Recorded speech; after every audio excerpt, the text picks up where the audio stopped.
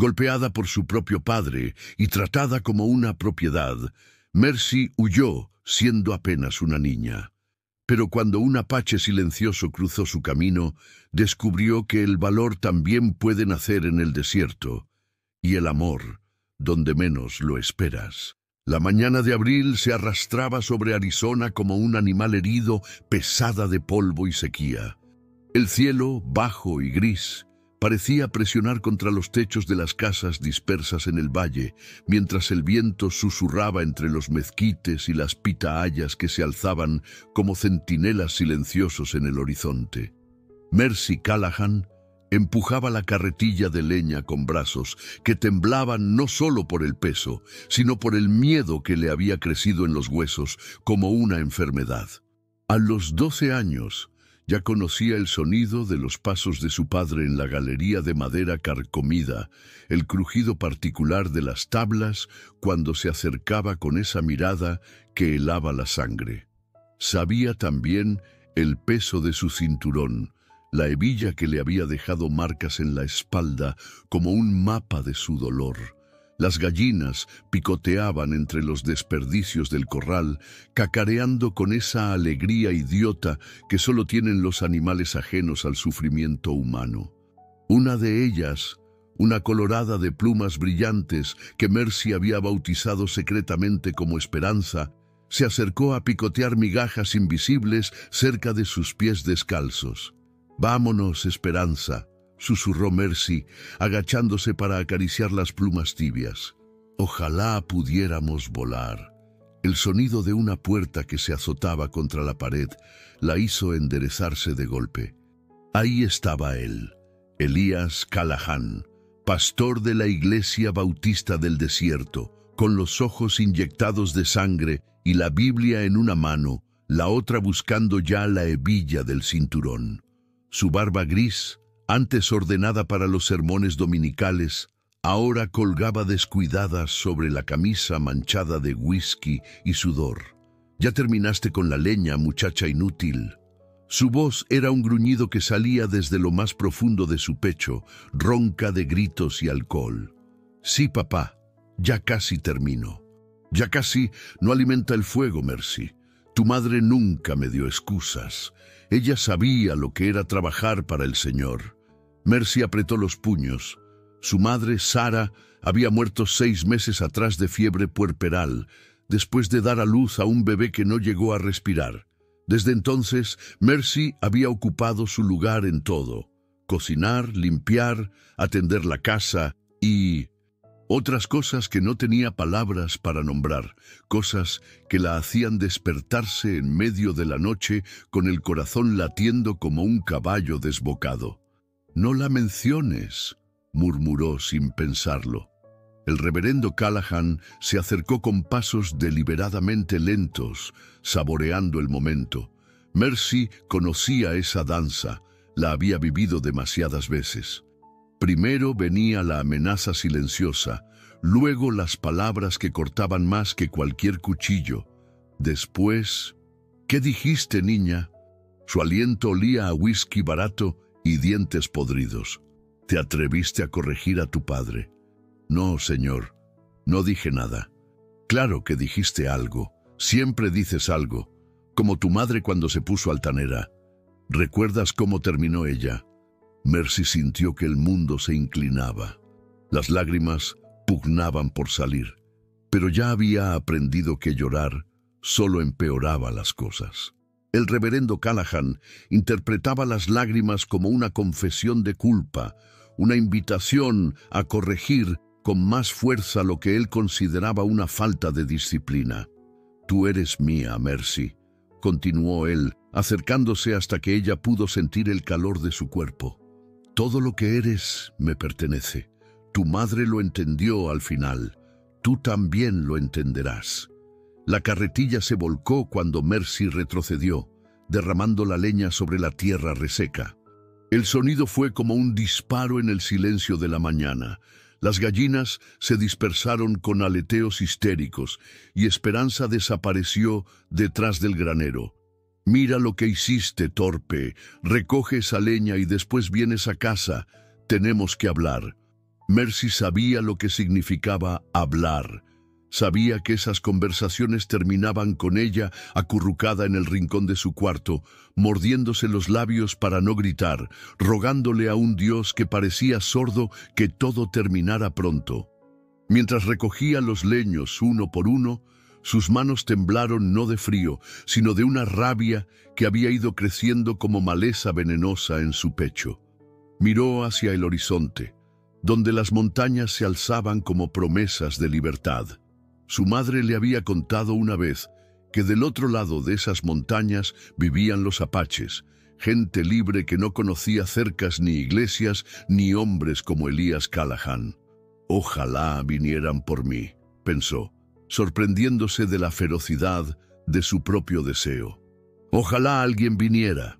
El viento cambió de dirección, trayendo consigo un olor extraño, humo, cuero y algo más que no pudo identificar.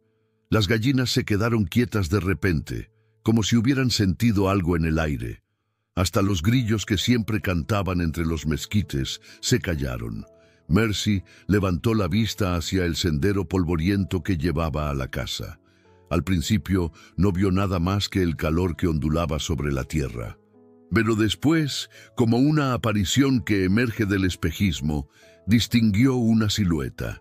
Un jinete se acercaba montado en un caballo negro, moviéndose con la fluidez de quien ha nacido sobre una silla de montar.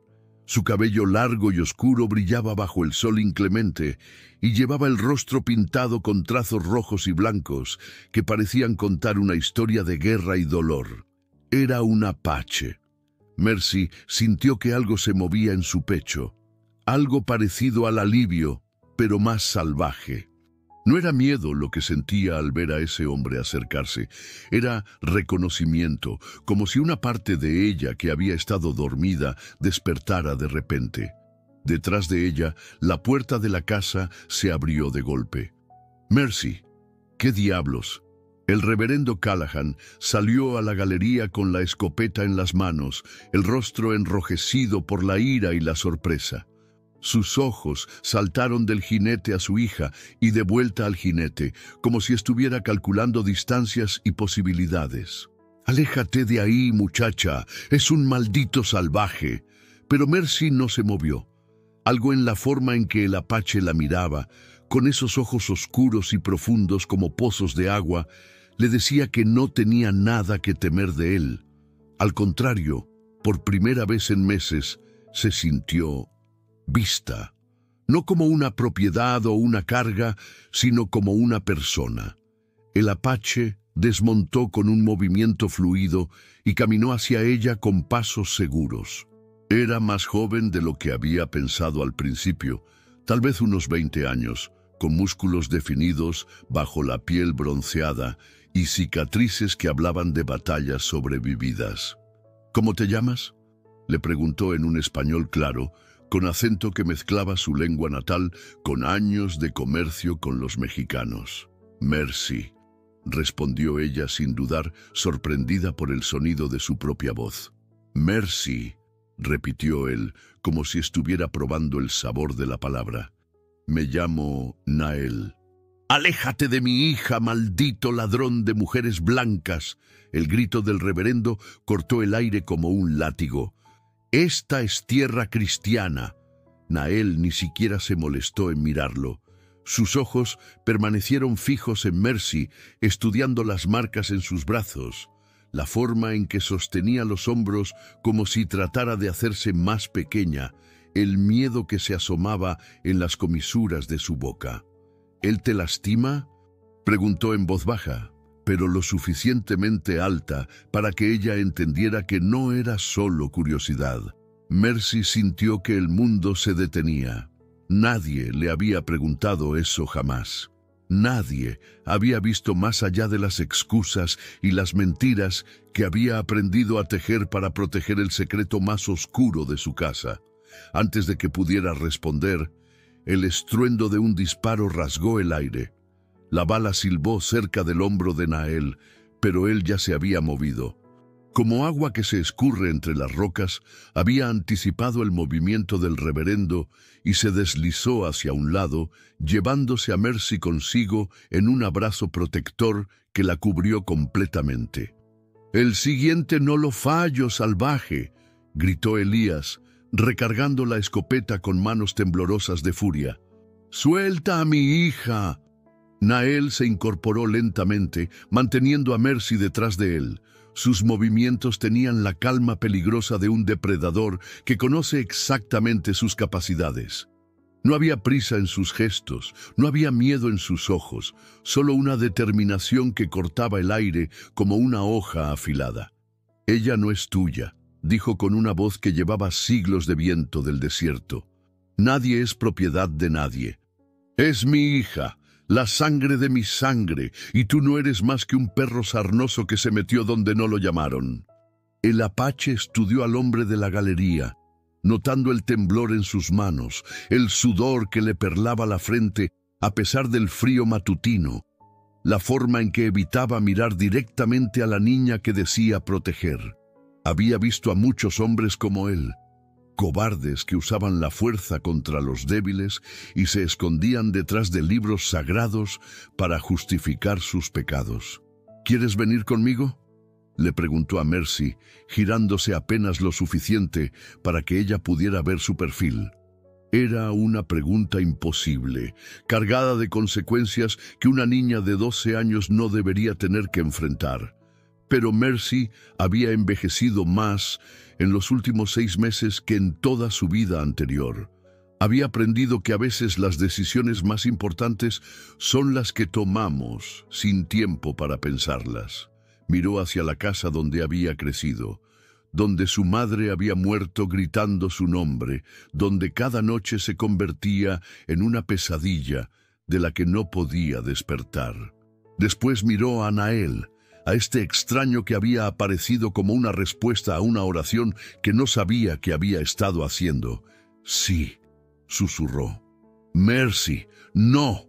El grito del reverendo se quebró en el aire como cristal. «Te vas a condenar para siempre. Dios te va a castigar». Pero Mercy ya había estirado la mano hacia Nael. El contacto fue como electricidad, cálido y firme, y completamente diferente a cualquier toque que hubiera conocido. Por primera vez, una mano masculina no le causaba miedo.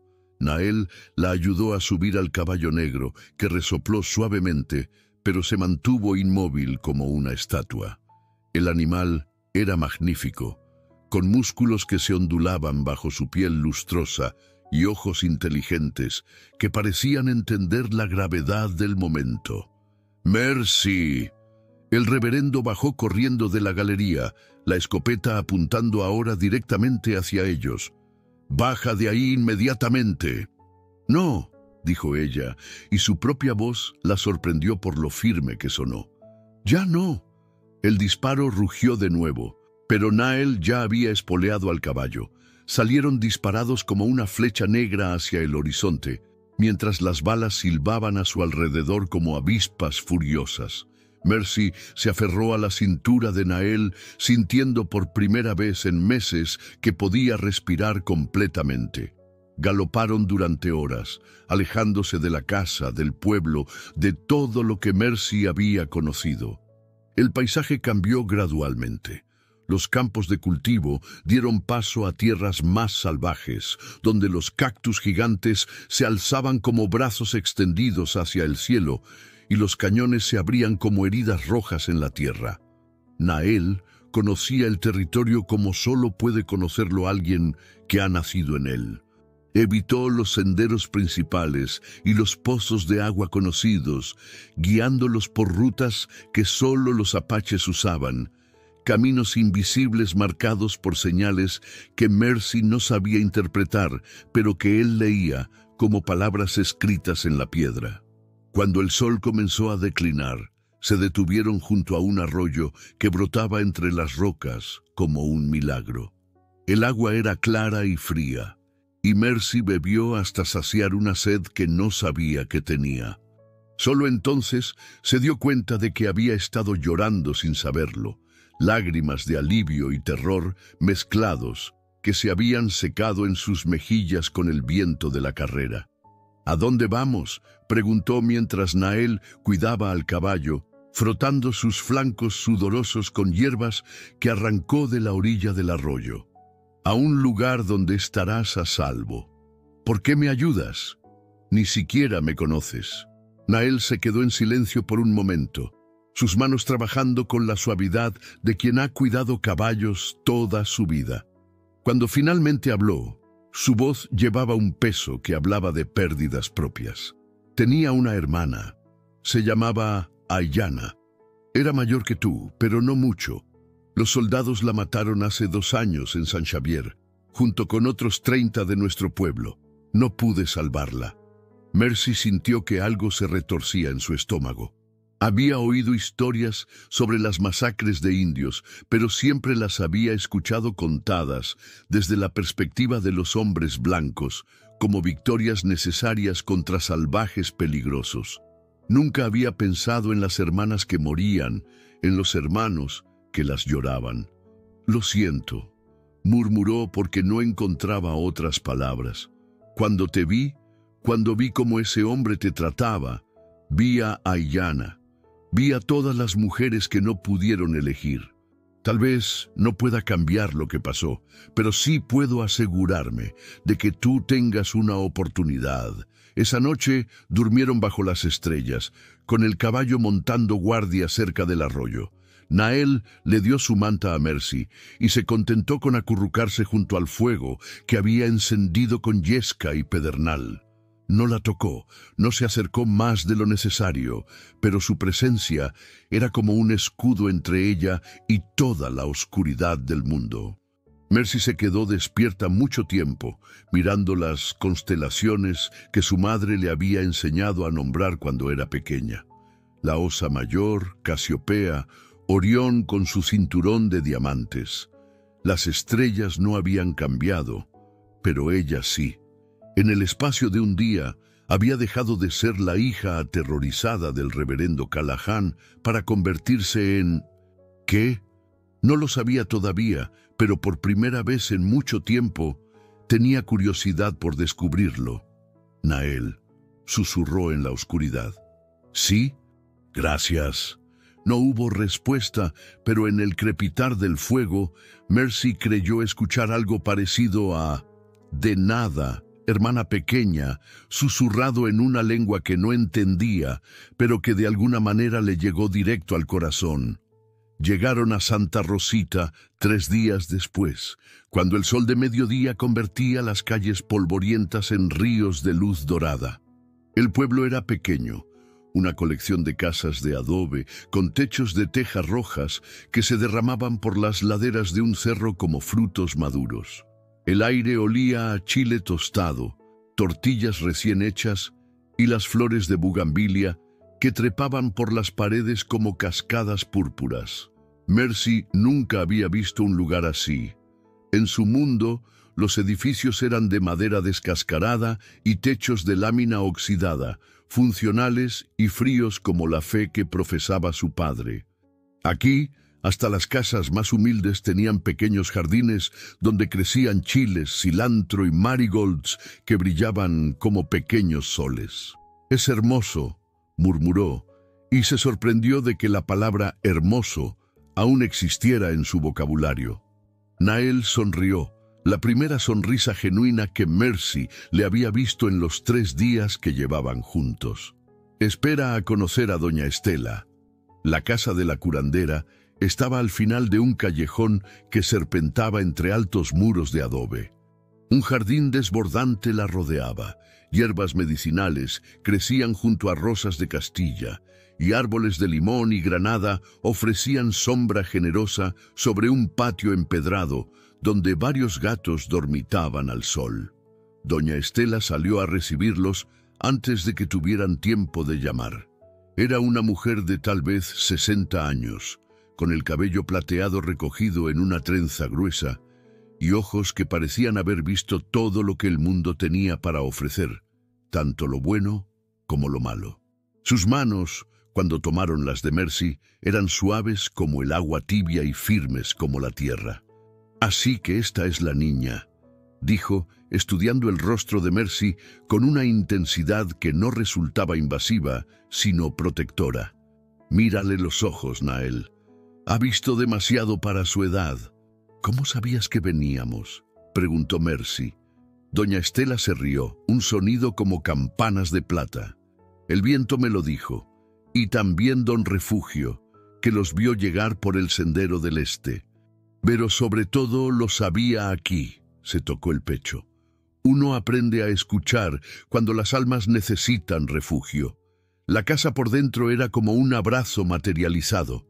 Las paredes estaban pintadas de amarillo suave y verde menta, decoradas con retablos y fotografías de familias que sonreían desde marcos de plata envejecida. Olía a hierbas secas, café con canela y algo indefinible que Mercy después aprendería a identificar como hogar. ¿Tienes hambre, mija?, preguntó doña Estela, guiándola hacia una mesa de madera pulida donde ya había puesto 3 platos. Te ves como un pajarito que no ha comido en días. No era hambre exactamente lo que Mercy tenía, sino un vacío que iba más allá del estómago.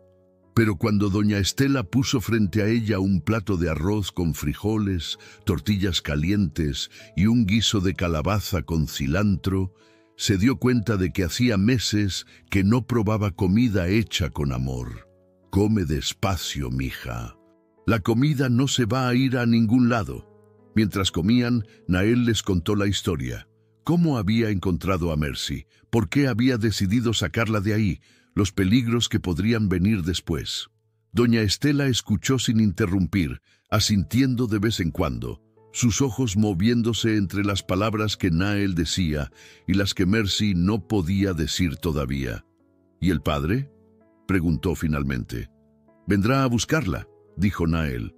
«Los hombres como él no saben soltar lo que consideran suyo. Entonces tendremos que estar preparados, pero por ahora esta niña necesita descansar, sanar». Doña Estela se dirigió a Mercy. «¿Sabes algo de plantas medicinales, mija?». Mercy negó con la cabeza. «Bueno, pues vas a aprender. Las manos que han conocido el dolor suelen ser las mejores para sanarlo». Esa tarde, doña Estela le mostró el jardín de hierbas, la manzanilla para la ansiedad, la ruda para los malos aires, el epazote para los parásitos, la hierba del sapo para las heridas que no querían sanar. Mercy absorbía cada palabra como una esponja seca absorbe la lluvia. «Las plantas no mienten», explicaba doña Estela, mientras le enseñaba a reconocer la calidad de las hojas. «No disimulan. No fingen. Si están enfermas, lo muestran. Si están fuertes, brillan. Los humanos podríamos aprender de ellas». Fue mientras estaban en el jardín que apareció Emiliano. El niño surgió de detrás de un árbol de granada como un fantasma tímido, de tal vez 6 años, con ojos enormes y oscuros que parecían contener más tristeza de la que debería caber en un cuerpo tan pequeño. Su ropa estaba limpia pero remendada, y se movía con la cautela de quien ha aprendido a volverse invisible para sobrevivir. «Este es Emiliano», dijo doña Estela suavemente.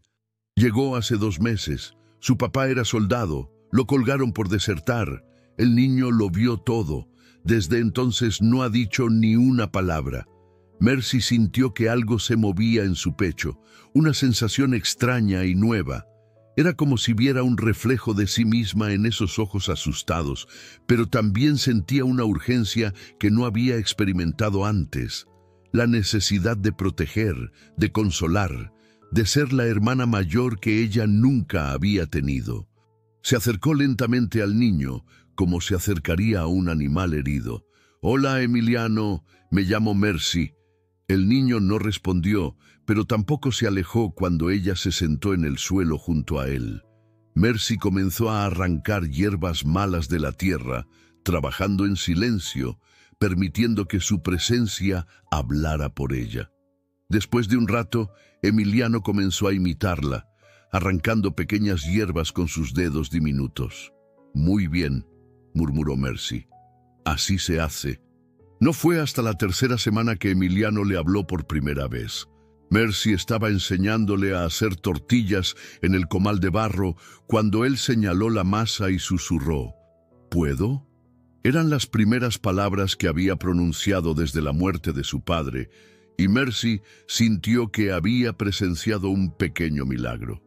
«Claro que puedes», le respondió, poniendo sus manos sobre las de él para guiarlo. «Así, despacito. Las tortillas necesitan paciencia».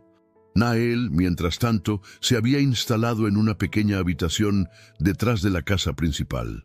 Trabajaba en reparaciones menores para doña Estela y otros vecinos, arreglando techos, construyendo muebles, domando caballos salvajes que traían de los ranchos cercanos. Sus manos eran tan hábiles con las herramientas como lo habían sido con las armas, y pronto se ganó el respeto silencioso de los hombres del pueblo. Por las tardes, a veces se sentaba en el patio con Mercy y Emiliano, contándoles historias de su pueblo, leyendas de cuando los animales hablaban, cuentos de guerreros que se convertían en águilas, tradiciones de respeto por la tierra que alimentaba y el agua que daba vida. Sus historias eran muy diferentes a las que Mercy había escuchado en la iglesia, llenas de amenazas y castigos. Estas hablaban de equilibrio, de encontrar el lugar propio en el gran círculo de la vida. «En mi pueblo», le contó una tarde mientras observaban las estrellas, «creemos que cada persona tiene un animal guardián. ¿Sabes cuál sería el tuyo?» Mercy pensó en la gallina colorada que había dejado atrás, en cómo siempre había envidiado secretamente su capacidad de volar. «Un pájaro, creo, algo que pueda ir a donde quiera». «No todos los pájaros vuelan para escapar», dijo Nael. «Algunos vuelan para encontrar su lugar». Esas palabras se quedaron con Mercy, especialmente en las noches cuando despertaba sudando de pesadillas donde su padre aparecía en la puerta con los ojos llenos de furia.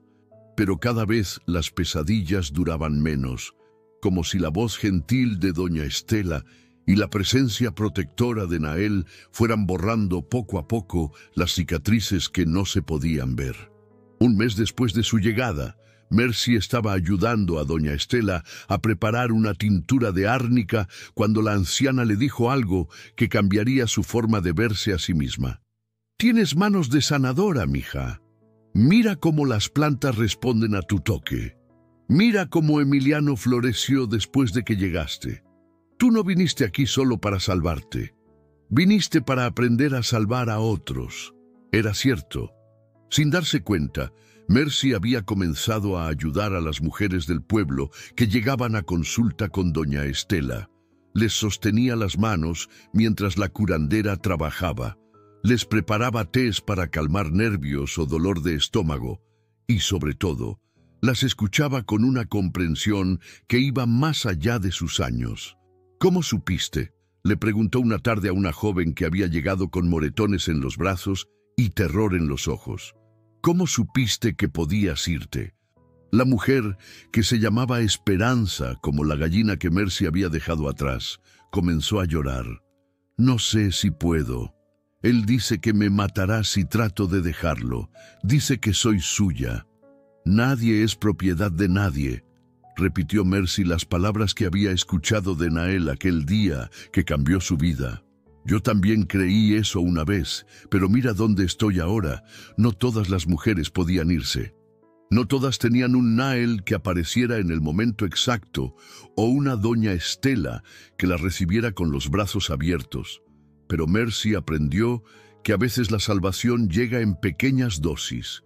Una palabra de aliento, un remedio para el dolor, la simple certeza de que alguien las ve y las cree. Fue Emiliano quien los alertó del peligro. El niño venía corriendo desde el pueblo, con los ojos enormes de terror, y las palabras atropellándose en su boca que había permanecido muda durante tanto tiempo. «Mercy, Mercy, vienen hombres preguntando por ti. Dicen que eres la hija robada del pastor». El momento que habían estado esperando y temiendo por igual había llegado. Elías Callahan, Llegó a Santa Rosita como una tormenta de polvo y furia, seguido por 3 hombres armados y un delegado del condado que llevaba papeles y una expresión de hastío profesional. Los cascos de sus caballos resonaban contra las piedras del pueblo como tambores de guerra, y los habitantes se asomaban a sus ventanas con esa cautela instintiva que desarrolla la gente que ha visto demasiadas veces cómo la autoridad se convierte en violencia. Mercy los vio llegar desde la ventana de la casa de doña Estela y sintió que algo se congelaba en su pecho. Su padre se veía más delgado que cuando lo había dejado, con la barba más gris y los ojos hundidos como los de un hombre que no ha dormido bien en semanas, pero la furia seguía ahí, ardiendo como carbones bajo ceniza. «Van directo a la plaza», murmuró Nael, que había aparecido a su lado silencioso como siempre. «Buscan espectáculo público». «¿Qué vamos a hacer?», preguntó Mercy, y odió cómo le tembló la voz. «Tú no vas a hacer nada», dijo doña Estela con firmeza, tomándola del brazo.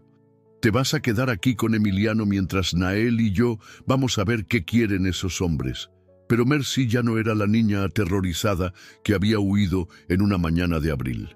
Los meses con doña Estela le habían enseñado que algunas hierbas medicinales eran en realidad venenos si se usaban mal, y que las mujeres más suaves podían ser también las más fuertes cuando se trataba de proteger lo que amaban. «No», dijo, sorprendiéndose de la firmeza en su propia voz. «Si van a hablar de mí, yo tengo derecho a estar ahí». El delegado había instalado una mesa improvisada en el centro de la plaza, bajo la sombra del viejo mezquite que había visto nacer y morir a generaciones de habitantes de Santa Rosita.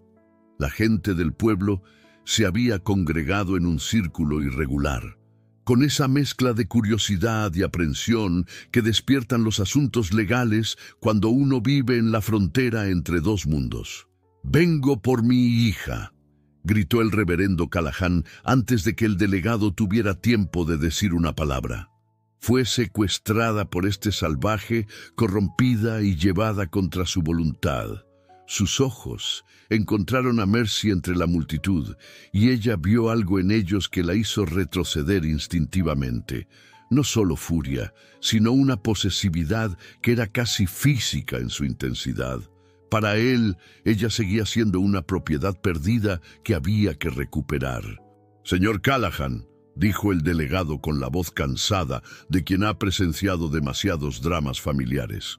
«Según los papeles que me mostró, su hija Mercy desapareció de su casa hace 3 meses. ¿Tiene pruebas de que este hombre la secuestró?» «La prueba está ahí». Elías señaló a Nael con un dedo tembloroso. «Un apache armado en mi propiedad, robándose a una niña cristiana. ¿Qué más prueba necesita?» Nael se había quedado en silencio, pero Mercy podía ver la tensión en la línea de sus hombros, la forma en que sus manos se mantenían listas para moverse hacia las armas que llevaba en el cinturón. No tenía miedo, pero sí estaba preparado. «¿Y usted qué dice, señorita?». El delegado se dirigió a Mercy directamente. ¿Fue llevada contra su voluntad? Era el momento. Mercy sintió que todo el pueblo contenía la respiración, esperando su respuesta. Podía sentir los ojos de doña Estela, cálidos y alentadores, los de Nael, firmes y protectores, los de Emiliano, que la miraba como si ella fuera lo único entre él y el mundo entero, y los de su padre, que ardían con una promesa silenciosa de lo que pasaría si ella no respondía como él esperaba. «No», dijo Mercy, y su voz resonó clara en el aire quieto de la tarde. «No fui secuestrada». Un murmullo recorrió la multitud como viento entre las hojas. «Está mintiendo», gritó Elías. «Está corrompida, confundida. Ese salvaje le ha lavado el cerebro». «Señor Callahan, por favor». El delegado levantó una mano. «Deje que la muchacha hable». Mercy respiró profundo, sintiendo cómo el aire entraba a sus pulmones como una bendición. Había practicado este momento en su mente durante semanas, pero ahora que estaba aquí, las palabras que había planeado se desvanecieron. En su lugar salió la verdad pura y simple. Mi padre me pegaba, dijo, todas las noches. Con el cinturón, con los puños, con lo que tuviera a mano. Decía que era disciplina cristiana, que era por mi bien, pero yo sabía que no era normal porque mi mamá trataba de protegerme y él la golpeaba a ella también. El silencio que siguió era tan profundo que Mercy pudo escuchar el zumbido de las abejas en las flores de bugambilia. ¡Eso es mentira! La voz de Elías se quebró como cristal. Yo nunca soy un hombre de Dios. Cuando mi mamá murió en el parto, empeoró, continuó Mercy, y ya no podía parar, como si un dique se hubiera roto en su interior. Me hizo tomar el lugar de ella en todo, en cocinar, en limpiar, en otras cosas que una hija no debería hacer. Las palabras cayeron sobre la plaza como piedras en agua quieta. Mercy vio cómo algunas mujeres del pueblo se llevaban las manos a la boca, cómo algunos hombres apretaban los puños, cómo el propio delegado palidecía. ¡Basta!, rugió Elías avanzando hacia ella con los ojos desorbitados. ¡Cállate inmediatamente! Pero Nael se interpuso entre ellos como una montaña inmovible. «No la toques», dijo con voz baja pero que cortaba el aire como una hoja. «Nunca más. Esta criatura me pertenece, es mi sangre». «La sangre no da derecho a hacer daño», replicó doña Estela, que había aparecido al lado de Mercy. «Y yo puedo confirmar lo que dice la niña. La he examinado. Las marcas están ahí, y no son de caídas accidentales». Elías se tambaleó como si lo hubieran golpeado. Ustedes no entienden. Ella necesitaba disciplina. Estaba volviéndose rebelde como su madre. Yo solo trataba de salvar su alma». ¿Salvándola? Mercy sintió que algo ardía en su pecho, una furia limpia y liberadora que había estado esperando años para salir. ¿Salvándome a mí o salvándote a ti mismo? Se acercó a su padre y por primera vez en su vida él retrocedió. «Tú no me salvaste», dijo, y cada palabra era como un clavo que se hundía en madera. «Tú me estabas matando. Día a día, noche a noche, me estabas matando». Comenzó a desabotonarse la blusa, ignorando los jadeos escandalizados de algunas señoras del pueblo. Cuando se la quitó, dejando ver la camisola de algodón que cubría su torso, se dio la vuelta. Las cicatrices estaban ahí, cruzando su espalda como un mapa de dolor, unas viejas y blancas, otras más recientes todavía rosadas. Había marcas de cinturón, de puños, de objetos romos que habían dejado su huella en la piel de una niña que solo había querido ser amada. El silencio que siguió era el silencio del horror reconocido, de la verdad que no se puede negar cuando se presenta sin adornos ni excusas. «Dios santo», murmuró el delegado. ¿Quién más sabía esto? Fue entonces cuando voces comenzaron a alzarse entre la multitud. Doña Carmen, la panadera, recordó haberse preguntado por qué la niña siempre usaba mangas largas, incluso en verano. Don Refugio admitió haber escuchado gritos desde la casa de los Callahan en las noches, pero pensó que no era asunto suyo.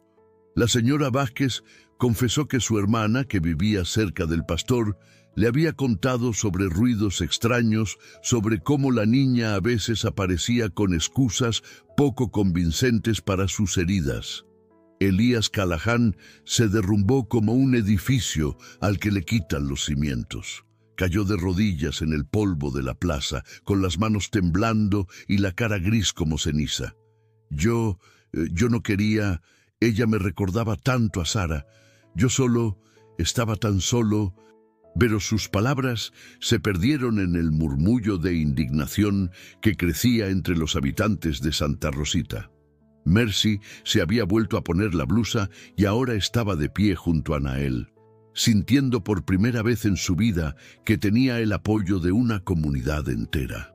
«Señor Callahan», dijo el delegado con voz firme. «Queda arrestado por abuso infantil y agresión. Estos hombres lo van a acompañar de vuelta al condado para ser procesado». Mientras se llevaban a su padre, esposado y murmurando incoherencias sobre el perdón divino y la salvación eterna, Mercy sintió algo extraño en el pecho. No era triunfo exactamente, ni tampoco alivio completo. Era más bien una sensación de que un capítulo muy largo y muy doloroso de su vida había terminado y que finalmente podía comenzar a escribir uno nuevo. Nael le puso una mano en el hombro, apenas un toque, pero suficiente para hacerle saber que no estaba sola. «¿Estás bien?», le preguntó. Mercy miró alrededor de la plaza, donde la gente del pueblo comenzaba a dispersarse, pero muchos se acercaban para ofrecerle palabras de apoyo y abrazos tímidos. Vio a Emiliano corriendo hacia ella con los brazos extendidos y a doña Estela sonriéndole con los ojos llenos de lágrimas orgullosas. «Sí», dijo, y se sorprendió de que fuera verdad. «Creo que sí estoy bien». El otoño llegó a Santa Rosita con lluvias que lavaron el aire y llenaron los arroyos de música.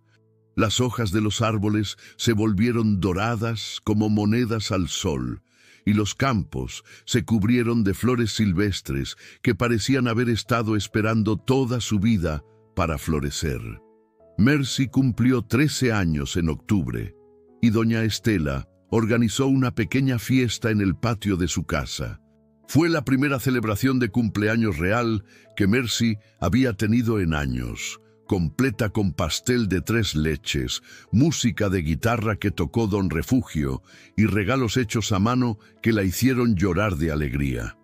Un rebozo tejido por las mujeres del pueblo, un cuaderno encuadernado en cuero para que escribiera sus observaciones sobre plantas medicinales y una pequeña cruz de plata que Emiliano había comprado con dinero que había ahorrado ayudando en la panadería.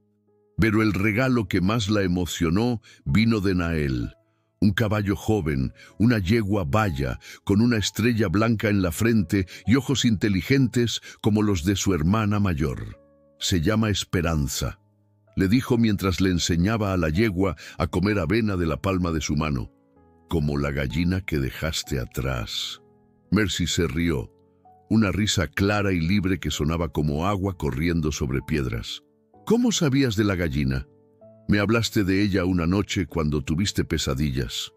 Dijiste que querías volar como ella». En los meses que habían pasado desde el juicio de su padre, Mercy había crecido de maneras que iban más allá de los centímetros añadidos a su estatura. Su voz se había vuelto más segura, sus movimientos más decididos, y algo en sus ojos hablaba de una sabiduría ganada con esfuerzo, pero también de una capacidad de gozo que había sobrevivido a todo el dolor. Doña Estela había sido cierta en su predicción. Mercy tenía manos de sanadora, no solo por su habilidad para preparar remedios o su tacto gentil con los enfermos, sino por algo más profundo. Las mujeres que venían a buscar ayuda se sentían seguras hablando con ella, sabiendo que entendería sin juzgar. Los niños que habían sufrido abusos la buscaban instintivamente, como si reconocieran en ella a alguien que había caminado por el mismo sendero oscuro y había encontrado la salida. Nael, por su parte, se había convertido en algo más que un protector. Se había vuelto familia, aunque ninguno de los dos hablara nunca directamente de amor. Era un amor que crecía lento como las plantas del desierto, profundo y resistente, construido sobre respeto mutuo y experiencias compartidas más que sobre promesas dramáticas. Una tarde de noviembre, mientras trabajaban juntos reparando el techo de la casa de doña Estela, Mercy se atrevió a preguntarle algo que había estado rondando su mente durante semanas. ¿Alguna vez piensas en tu hermana? Nael se detuvo en su trabajo, el martillo suspendido en el aire. Durante un momento, Mercy pensó que no iba a responder. «Todos los días», dijo finalmente. «Pero ya no duele como antes. Ahora pienso en ella, y también pienso en ti, en Emiliano, en todas las personas que sí pude ayudar. Creo que ella estaría orgullosa. ¿Crees que los muertos nos ven? No lo sé. Pero sí creo que viven en las cosas buenas que hacemos en su memoria. Esa noche, Mercy escribió en su diario. Emiliano, que ahora tenía 7 años y hablaba sin parar para compensar los meses de silencio, había comenzado a asistir a la pequeña escuela del pueblo. Era brillante, con una memoria extraordinaria para los números y una curiosidad insaciable sobre cómo funcionaban las cosas. Mercy lo ayudaba con las tareas en las tardes, y él la ayudaba a ella con las preparaciones más delicadas en el laboratorio de hierbas de doña Estela. ¿Vamos a ser familia para siempre?, le preguntó una noche, mientras ella lo ayudaba a prepararse para dormir. ¿Tú qué crees?, le respondió Mercy, peinándole el cabello rebelde que siempre se le paraba en todas direcciones. Creo que sí. Creo que las familias no son solo de sangre, pueden ser de elección también.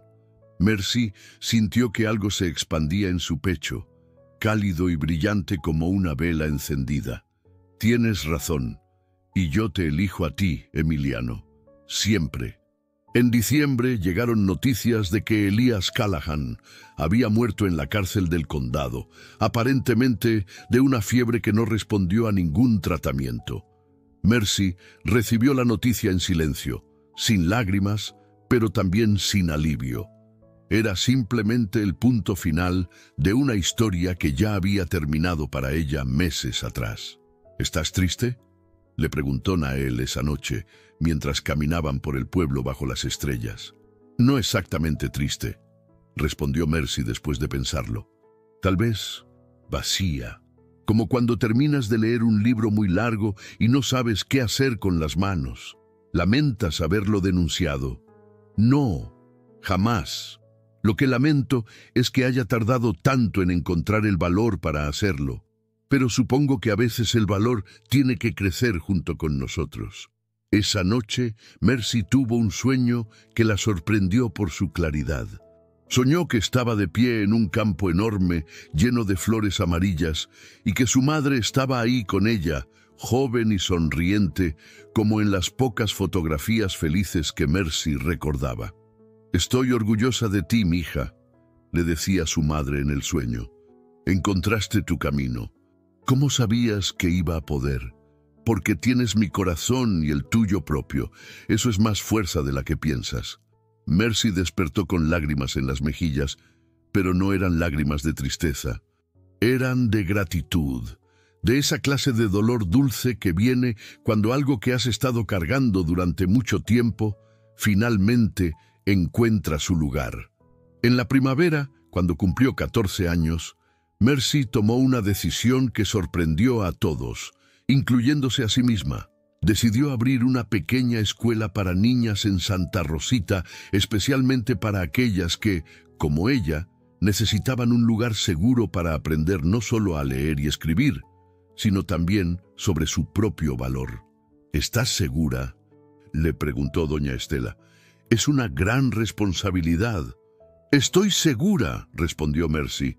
«Quiero que otras niñas sepan que tienen opciones, que no tienen que aceptar ser lastimadas solo porque alguien más grande les diga que es normal». La escuela comenzó con solo 3 alumnas: Esperanza, la joven que había llegado golpeada meses atrás, su hija pequeña y una niña huérfana que trabajaba en la cantina limpiando mesas. Pero pronto se corrió la voz y comenzaron a llegar niñas de pueblos vecinos, algunas acompañadas por madres que querían para sus hijas oportunidades que ellas nunca habían tenido. Nael construyó un aula anexa a la casa de doña Estela, con ventanas grandes que dejaban entrar la luz del día y estantes para los libros que llegaban por donación desde lugares tan lejanos como Ciudad de México. Emiliano, que había resultado ser extraordinariamente bueno con los números, se convirtió en asistente no oficial, ayudando a las niñas más pequeñas con las cuentas básicas. Una tarde de mayo, mientras Mercy enseñaba a sus alumnas sobre la anatomía básica del cuerpo humano, porque creía firmemente que las niñas debían entender sus propios cuerpos para poder protegerlos. Una de las madres le hizo una pregunta que la hizo detenerse. «Señorita Mercy, ¿cómo supo usted que podía ser libre?» Mercy miró por la ventana hacia el horizonte donde las montañas se alzaban como promesas eternas y pensó en la mañana de abril cuando un apache había aparecido como respuesta a una oración que no sabía qué había estado haciendo. «No lo supe», respondió honestamente. «Solo supe que tenía que intentarlo. Y luego aprendí que la libertad no es algo que te dan, es algo que tomas, poquito a poco, día a día, hasta que un día te das cuenta de que ya no tienes miedo». Esa noche, Nael y Mercy se sentaron en el patio bajo las estrellas como habían hecho tantas veces antes. Pero esta vez había algo diferente en el aire, una sensación de que estaban en el umbral de algo nuevo. «¿En qué piensas?», le preguntó él. «En que somos una familia extraña», respondió Mercy sonriendo. «Un apache, una muchacha blanca, un niño huérfano y una curandera que nos adoptó a todos. No es exactamente lo que me imaginaba cuando era pequeña». «¿Te arrepientes?». Mercy lo miró. Este hombre que había arriesgado su vida para salvarla, sin conocerla, que había sido paciente con sus pesadillas y firme con sus miedos, que había construido con sus propias manos un lugar donde ella podía crecer. «Jamás», dijo. «Esta es la familia que elegí y no la cambiaría por nada». Nael extendió la mano y cuando Mercy la tomó, sintió la misma electricidad que había sentido aquel primer día, pero ahora con la certeza adicional de que este toque venía sin condiciones, sin demandas, sin nada más que respeto y cariño genuino. «Mañana llegan más niñas a la escuela», dijo Mercy. «Doña Estela dice que viene una de tan lejos como Sonora. Bueno, entonces será mejor que Emiliano y yo terminemos de construir esos pupitres nuevos». Mercy se rió, pensando en lo absurdo y perfecto de su vida, de niña abusada a maestra, de víctima a protectora, de propiedad de alguien más a dueña de su propio destino. Mientras las estrellas brillaban sobre Santa Rosita y el viento nocturno traía el perfume de las flores de naranjo, Mercy escribió la última entrada en el diario que había comenzado el día que llegó al pueblo. Cerró el diario y miró hacia el cielo estrellado, donde su madre tal vez la observaba con orgullo, donde el futuro se extendía como un camino lleno de posibilidades, donde cada nuevo día era una promesa de que las cosas buenas eran posibles, incluso después de las más oscuras. Especialmente después de las más oscuras, porque al final, como había escrito una vez, el hogar no es donde comienza el dolor, sino donde termina el miedo.